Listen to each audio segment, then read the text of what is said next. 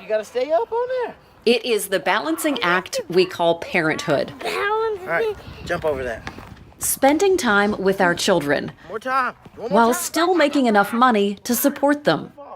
First-year teacher Antonio Scott tried waiting tables to supplement his income. I was teaching and I was still serving tables every weekend. Fridays, Saturday night, Sunday morning. But it cost him precious family time. You have to weigh your options, what's more important, being a parent or having money, and you're going to pick being a parent. But, you need money to survive. So let's talk about this. Why is it what it is? Scott is a recent graduate of Anderson University, the first in his family to go to college. He is passionate in the classroom and at recess. You got to take care of the ball, Gavin. Go by him, go. He loves what he's doing. He knows he's changing lives, but admits he has had doubts about his career choice. There has been numerous times where I've had second thoughts about this career, simply because of money. Equal amounts of force pushing against the truck. Why? In Greenville County, starting pay for a teacher with a bachelor's degree is just over $36,000 per year. That's among the highest in the state. But we're no longer just competing with other districts for teachers. We're competing against other sectors of the job market. Now, what is so special about a school? I've done private lessons for lacrosse. Like I said, I've waitressed, I've tutored, dog sitting, kind of anything that people let me do, I'll do it, just to kind of make some extra money. It's like this. They are what? They're parallel lines, absolutely. Maddie Mills, in her third year teaching, chosen by her peers as Teacher of the Year at East North Street Academy. Newly married, she coaches for extra cash and prays she doesn't need new tires or require an emergency trip to the dentist.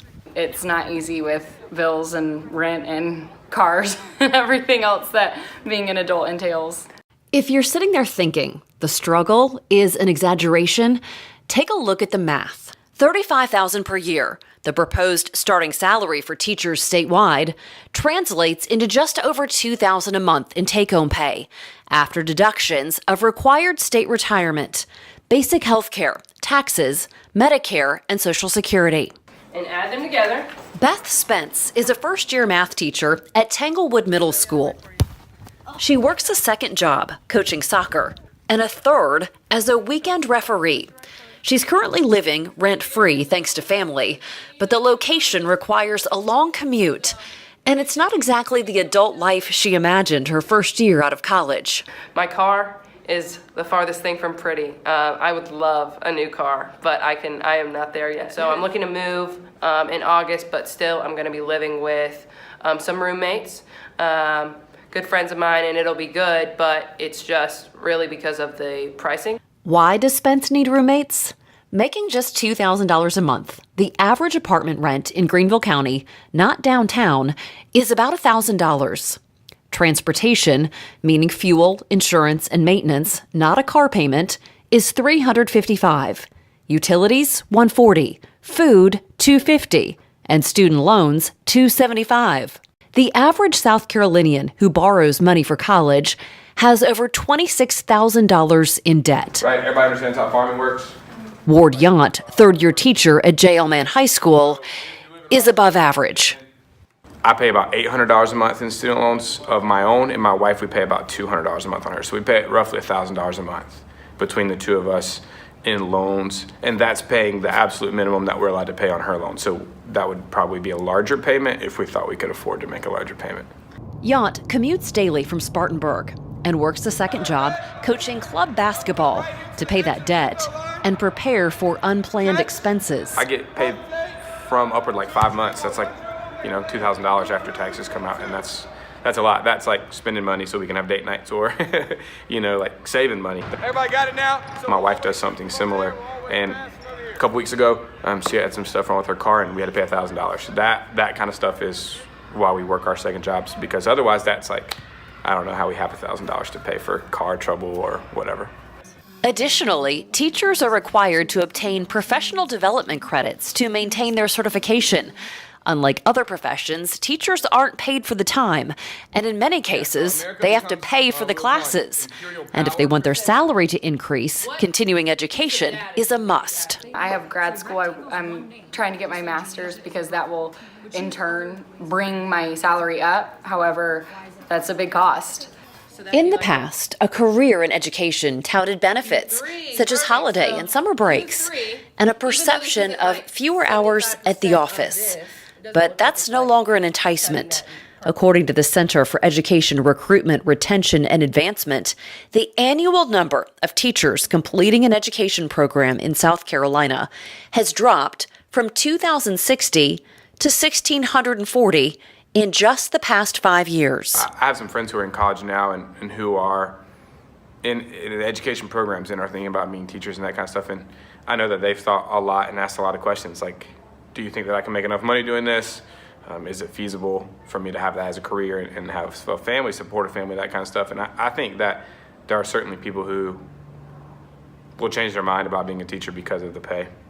And the number of teachers who left with 5 or fewer years of experience after the 2017-2018 school year and are no longer teaching in a public school, 1,750.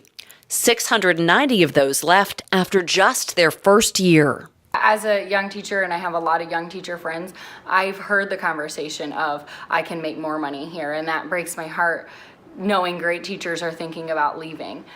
When I leave here, I have so much weight on my shoulders. Like, I feel so heavy from everything that I took in. And that doesn't just mean what they bring. Yeah, what the students bring into the classroom brings a lot, and how much I care about them brings a lot. But then how we interact. If we have a bad encounter, if they're having a bad day and they take it out on me, or they take it out on another coworker that I care about, or something like that, or something happens to them and they have to go to an alternative school, stuff like that that have already happened that are just like, wow, I didn't know I could care about someone so much in such a short period of time, or wow, I didn't know that, even though I know that they're middle schoolers, those words hurt me. Okay, so he said the same on each side, it will be equal. So There is nothing more important to growing our economy than an educated and skilled workforce.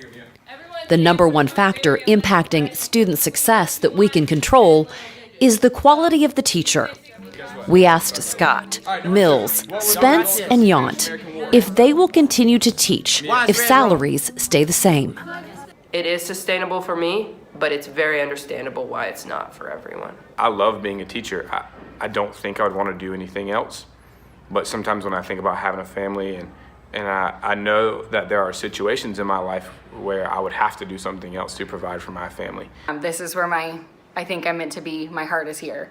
So if that means waitressing in the summer or tutoring on the side or dog sitting people, I'll do it to continue to do this job. I love doing it. I love helping children learn, but at the same time, I also have a son, and not being put in a bind, not really a bind, but like being put in a financial hole and not being able to, provide for him, that's when, you have to just take a step back and really think about things. Hold on, let me get